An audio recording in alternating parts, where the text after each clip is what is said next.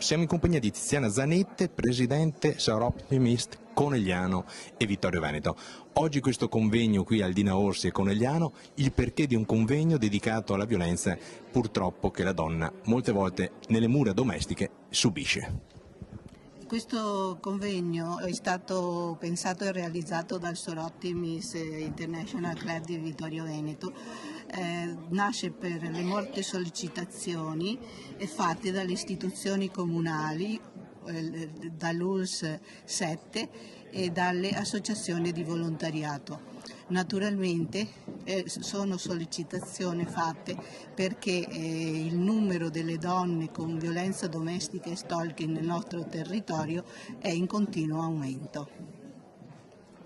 Voi oggi con questo convegno cercate anche di dare con i prossimi appuntamenti anche una risposta alle donne.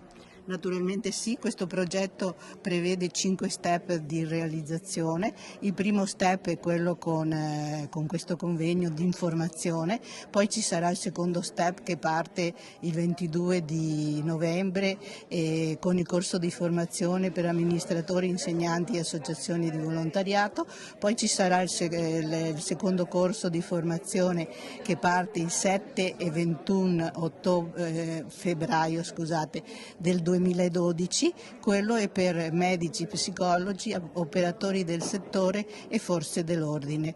Poi ci saranno gli altri 3 step che faremo, come avete sentito, con il tavolo di lavoro istituzionale e naturalmente tratterà la sensibilizzazione, la prevenzione e l'aiuto alle donne, un aiuto concreto come è il nostro titolo, Donne Unite per un aiuto concreto.